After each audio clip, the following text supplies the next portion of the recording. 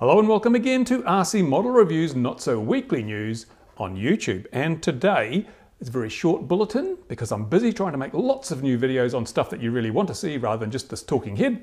And first up, I got this in just today, just arrived today. This is something I was hoping would be really useful in building our very low cost FPV system.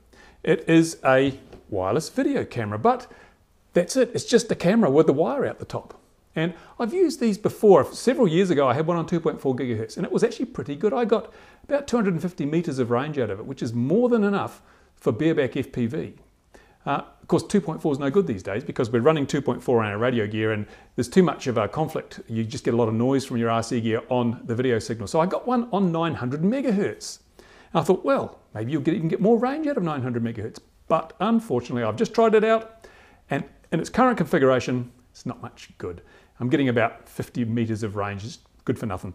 So what I'm going to do, however, is I'm going to pull it apart and have a look inside and see if I can't just make it go a little bit better than it is. And I'll also be looking at this receiver, see if I can improve the receiver a little, because the cost for this camera and transmitter and receiver, 26 bucks, including shipping. And I thought, well, it's worth giving it a punt, even if it doesn't work. I'm only out $26, which may be the case. But now you know, don't buy one. It won't work. Not enough range. Yet, don't give up. I may be able to change that. We'll wait and see. Now, second on the list today, a little advisory for those of you using the Hitec A9, the Aurora 9. Apparently there's a bit of a problem with the Hitec Aurora 9 and the optical kill switch, quite often used in big gas planes. So if you fly large gas planes, this is your 50cc up, and you have an optical kill connected to your receiver, then you'd better go and check out the advisory. And I'll try and put a link on it, a link to it from the RC Model Reviews webpage, because apparently it's quite tricky. You can lose your model, and I think the directive at the moment is don't use an optical kill switch on your Hitec Aurora 9 receiver, because it can cause loss of signal and it can cause it to go into failsafe with dire results. But I'll try and keep you informed on that. In the meantime, go and check out the advisory from Hitec. And as I say, the A9 is a pretty good radio. I've been testing it, been reviewing it, been doing the latency test, which will all be out soon. And thanks to my fabulously good equipment that I've bought. And you'll see for yourself if it's as good as people say. But go and check out. Now, I have on my desk here today some lipos. And when you think lipos, most people these days think Turnigy Hobby King. But here are some different lipos. These are from Gens Ace. It's a Chinese company. And they feel quite good, actually. I mean, what can you tell from picking up a lipo? But these actually feel very square, very solid lipos. Doesn't mean anything, just they feel nice. Who'd have known that? But they sent me these lipos. I didn't have to pay for them. They are samples for review. So obviously they are quite sure that their product stacks up. But I'll be putting it through the ring. I'll be testing them out under high drain, low drain, and just see how they perform.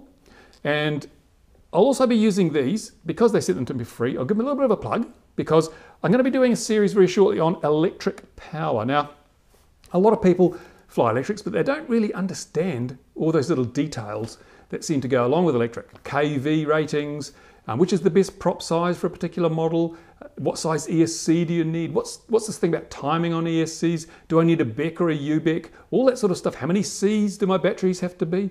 All that stuff is a bit of a black art to a lot of people. They don't understand it. So I'm going to try and enlighten you. I'm going to give you some information that will enable you to say, I need this motor, I need that speed controller, I need this size prop, and away you go. So stay tuned for those. They'll be coming up interwoven probably with the FPV series that's coming up. And as I say, because Gens Ace have sent me these batteries, I will use these batteries in that series of tutorial and information videos and articles on the website. And I'll also be testing them. And if they're crap, I'll tell you. And if they're good, I'll tell you. And it doesn't make any difference, the fact that I got them sent to me to test. I will, listen to that, my phone making a noise while I'm doing a video. I don't care if I get stuff for free. It doesn't change my opinion when I do my reviews, as you well know.